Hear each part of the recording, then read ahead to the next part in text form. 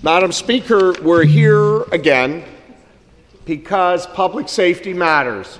Protecting Ontario matters.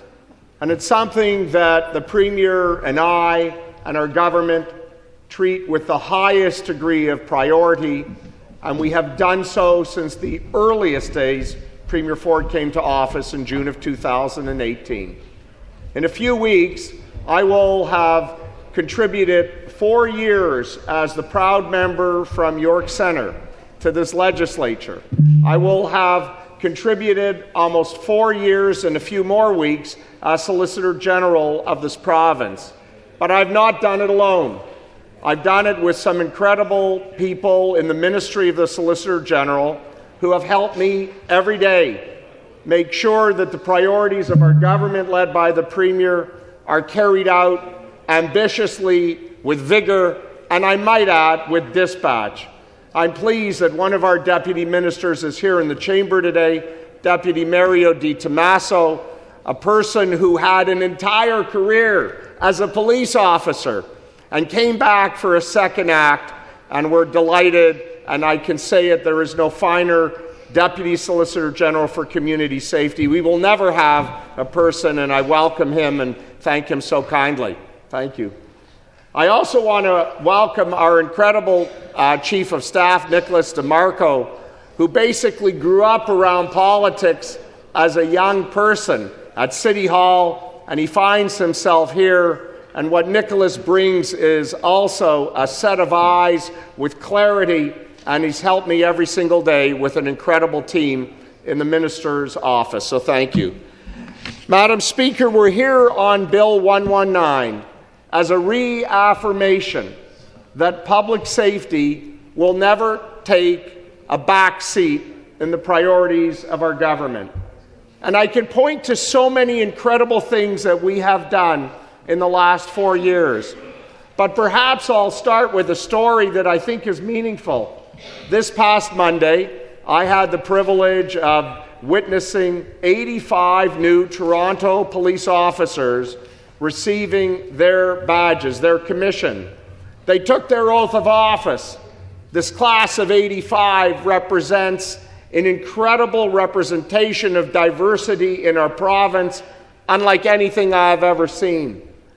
And when people around our province, and they are very few, do not understand the role that public safety plays in their lives, let me share my story of why I think it ties into Bill 119 so beautifully.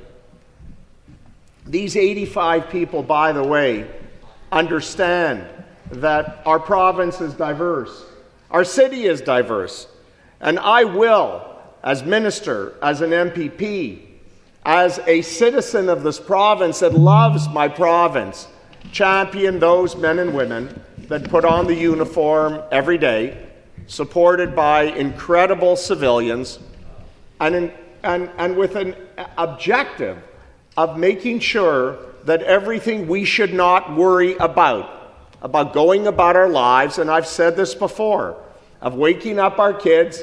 Such was the case today when I woke up our kids, although they're a little bit older, still wake them up, check in on our seniors and loved ones. We go to work, we shop, we play in the park, we worship. And we do it because there is this safety net of people. The member right here from Chatham, Kent, Leamington, the Minister of Agriculture and Agri-Foods, was a police officer. And not just for a short time, I might say he had an exemplary career in the Essex detachment of the OPP. There will people that will come next who will bring the same background. Deputy Di Tommaso had over 30 years at the Toronto Police Service, rising to the rank of staff superintendent, which was at that time just a notch below deputy chief. He understands what it means to have safe communities. Let me tell you something else that I learned. When we have safe communities, we have something else. We have an environment that encourages people to invest, to thrive, for entrepreneurs to feel that they can develop the ideas of tomorrow and see it through proof of concept and into production. because the climate that exists understands public safety matters. When we ran as a government and we were re-elected in February of 2025 on the clarion call of protecting Ontario means protect us strong economically. And the times that find us are as uncertain as perhaps things we've never had to deal with. But the threats of tariffs have just helped us reinvent two things: the pride and love we have of our province, of our flag, of our identity, of our diversity, but also something else, that in our province of Ontario, there's nothing we can't do. We have the resources, we have the intellect, we have the expertise, and we have the ability to do whatever we want to do and control our destiny and make our identity as Canadians and as Ontarians our own. For me, as I mark, as many of us will do, from the class of 2022, on all sides, just in a few days, these 4 years here have been remarkable, to say the least.